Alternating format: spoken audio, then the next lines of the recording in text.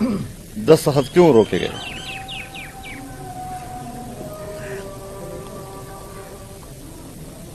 यहां मैं दो बातें करना चाहता हूं। पहली बात यह कि सियासी जमातें, जिसमें पाकिस्तान पीपल्स पार्टी पार्लियामेंटेरियन, जिसके सरबराह खुद जनाब आसिफ अली जरदारी साहब हैं, और पाकिस्तान पीपल्स पार्टी के चेयरमैन जनाब बिलावल भुट्टो साहब, जहां इस्लामाबाद में बातें होती रहीं, वहां मैं खुद बिलावल हाउस कराची गया, वहां 5 घंटे उनसे बातचीत हुई।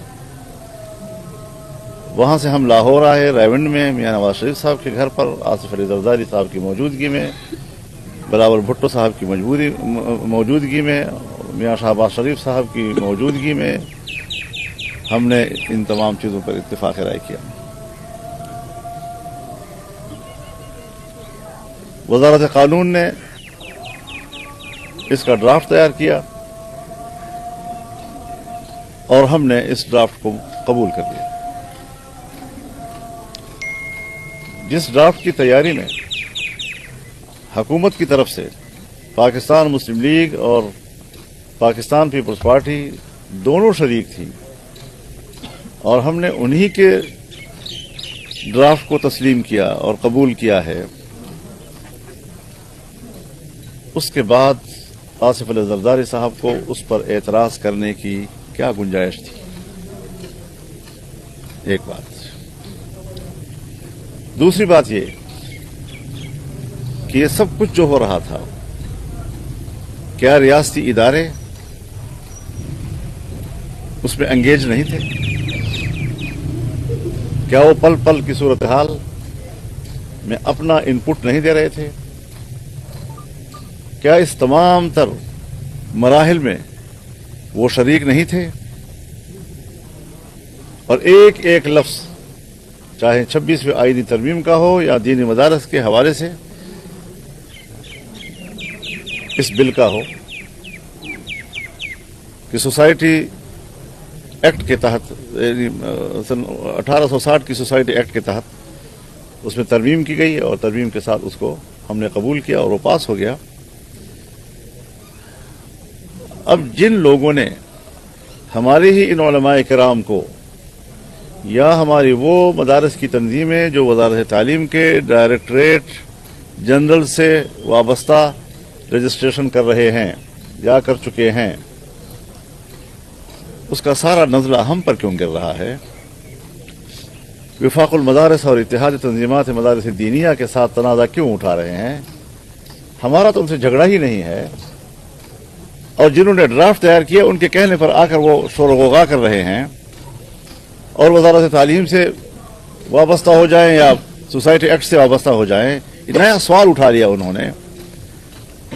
इलेक्शन से पहले भी अगर ड्राफ्ट तैयार हुआ था तो वो भी तो सरकार ने बनाया था, और सरकार के ड्राफ्ट को हमने कबूल किया था, जिसमें हमने ये रियायत जरूर दी है उस वक्त कि अगर सोसाइटी एक्ट से कोई वाबस्ता होना चाहे रजिस्ट्रेशन के लिए या वज़ारत तालीम के डायरेक्टरेट जनरल से वाबस्ता होना चाहे, तो अगरचे हमें तहफ़्फ़ुज़ात हैं कि मदारस के नए विफाक क्यों बनाए गए, नई तंजीमें क्यों सामने आ गई, इनको किसने तोड़ा है?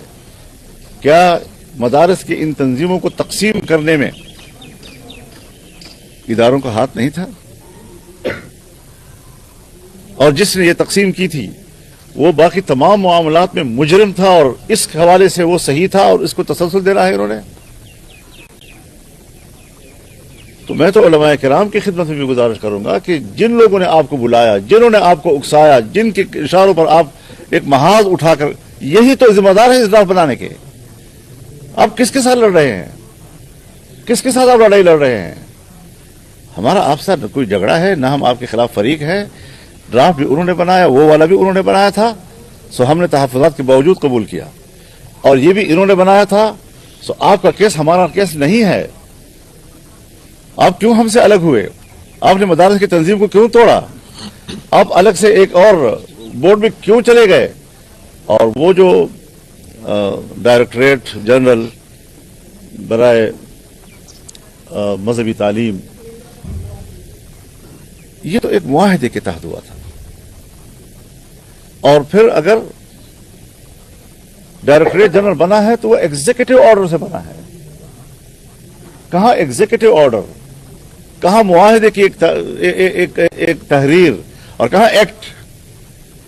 तो हम एक कानून के साथ वाबस्ता होना चाहते हैं, उस मुल्क के कानून के साथ कि जिसमें बेशुमार रिफाही तंजीमें, एनजीओज, यहां तक के तालीमी इदारे सन 1860 से आज तक इसी एक्ट के तहत रजिस्टर होते रहे हैं। और सिर्फ रजिस्ट्रेशन के लिए कुछ ये वजारत खास की गई थी।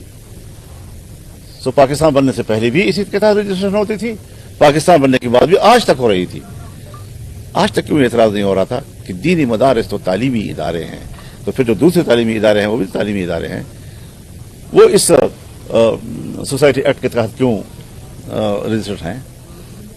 सिर्फ दीनी मदारिस के लिए सवाल क्यों पैदा किया जा रहा है? और फिर अगर वो मुआहिदा, हम मुआहिदे की अहमियत का इनकार नहीं करते, मुआहिदा अपनी जगह मुआहिदा होता है, लेकिन एक्ट का मुकाबला नहीं कर सकता। आज तुम एक्ट लाए हो, एक्ट में आप तरमीम लाए हैं, उसको हमने कबूल किया है, और वो जो मुआहिदा था उसको आपने तोड़ा है। उसमें आपने लिखा था कि जिन मदारिस की रजिस्ट्रेशन हो चुकी है वो बरकरार रखी जाएगी, मजीद जो मदारिस रजिस्टर होना चाहेंगे हुकूमत ताउन करेगी।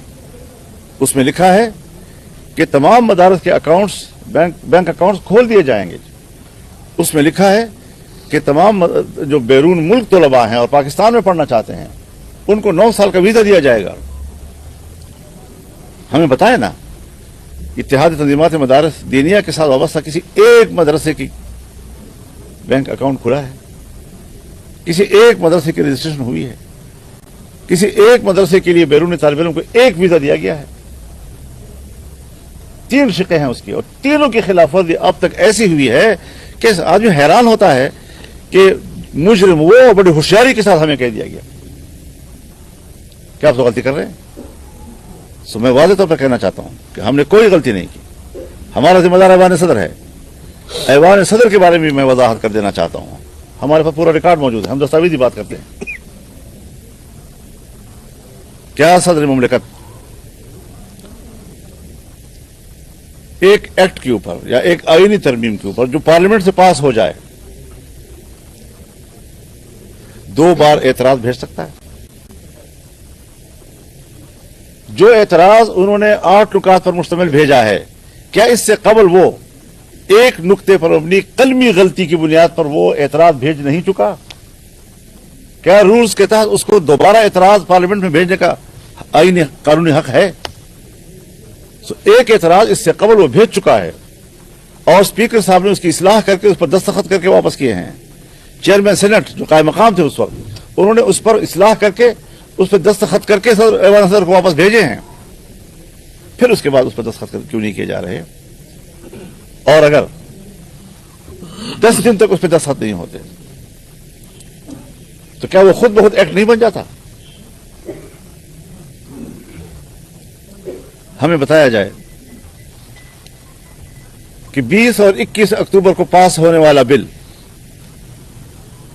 उस पर जो एतराजात भेजे गए हैं वो तो 1.5 महीने के बाद भेजे गए हैं। अब क्या ऐवान सदर और पार्लियामेंट या ऐवान सदर या लॉ मिनिस्ट्री, उसमें तो जो चीजें जाती रहती हैं वो तो चंद मिनटों में पहुंच जाती हैं। डिस्पैच फौरन चला जाता है। 1.5 महीने तक किस डाक में पड़ा रहा?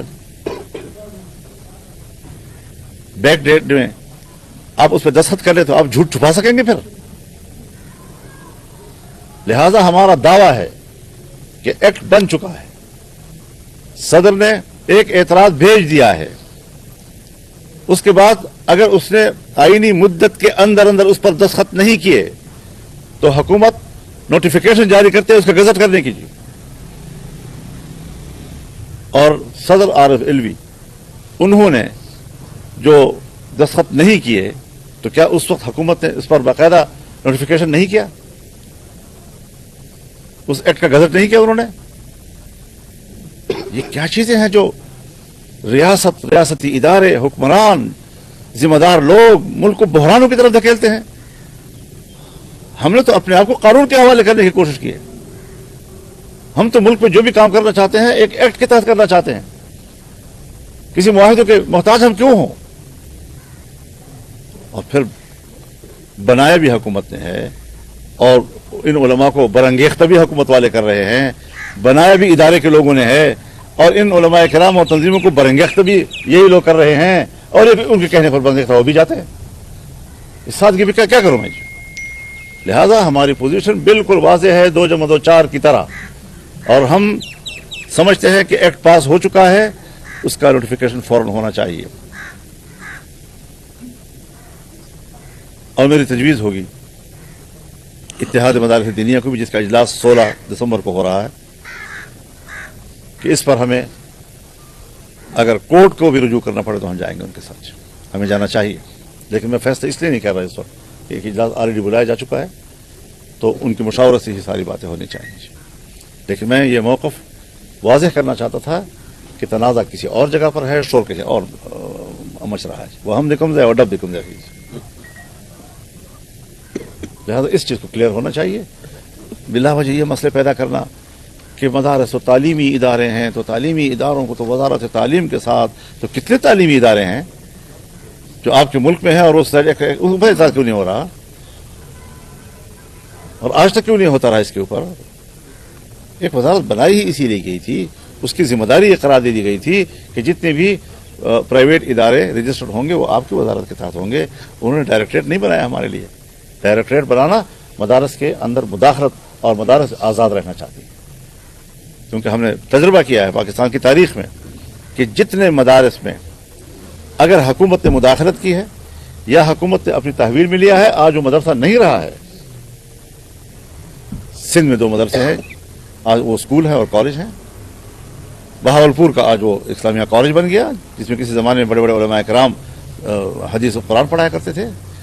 پشاور کا دارالعلوم الاسلامیہ کے بعد اسلامیہ کالج بن گیا، آج وہ اسلامیہ کالج ہے عام کالجوں کی طرح. کہاں گیا دینی تعلیم وہاں پر؟ تو سرکار نے تو جو ادارے اپنے ہاتھ میں لیے اپنے ان کے زیر اثر تھے، اس میں دینی علوم ختم کر دیے تھے جو جاری بھی تھے پہلے. اب ہم اس پہ اعتماد کریں تو مدارس پہ جس طرح وہ مداخلت کے راستے ڈھونڈ رہے ہیں اور کسی طریقے سے اس میں گھسنے کی کوشش کر رہے ہیں، لہٰذا اگر ہمیں آپ کوئی معاہدے یاد دلانا چاہتے ہیں تو یہ جو ابھی معاہدہ ہوا جس میں 26ویں ترمیم پاس ہوئی ہے، اس میں یہ بھی شامل ہے. جب 26ویں آئینی ترمیم پر گفتگو چل رہی تھی، اس دوران اسی بل پر گفتگو چل رہی تھی،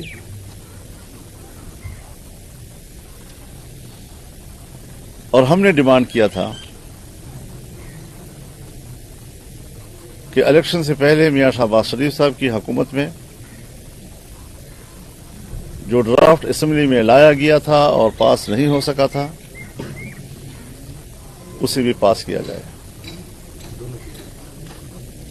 چنانچہ پہلے سینٹ میں آیا اور اتفاق رائے سے پاس کر دیا گیا. اس کے بعد قومی اسمبلی میں آیا اور یہ کارروائی 20 اور 21 اکتوبر کی صبح تک مکمل ہو گئی. جب آئینی ترمیم پر بھی دستخط ہو گئے تو پھر اس بل پر دستخط کیوں روکے گئے؟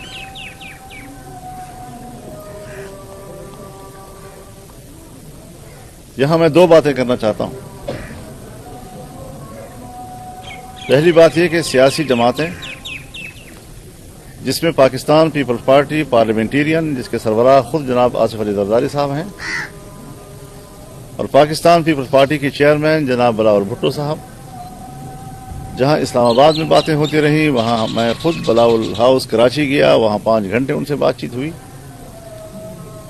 وہاں سے ہم لاہور آئے، ریونڈ میں میاں نواز شریف صاحب کے گھر پر آصف علی زرداری صاحب کی موجودگی میں، بلاول بھٹو صاحب کی موجودگی میں، میاں شہباز شریف صاحب کی موجودگی میں ہم نے ان تمام چیزوں پر اتفاق رائے کیا. وزارت قانون نے اس کا ڈرافٹ تیار کیا.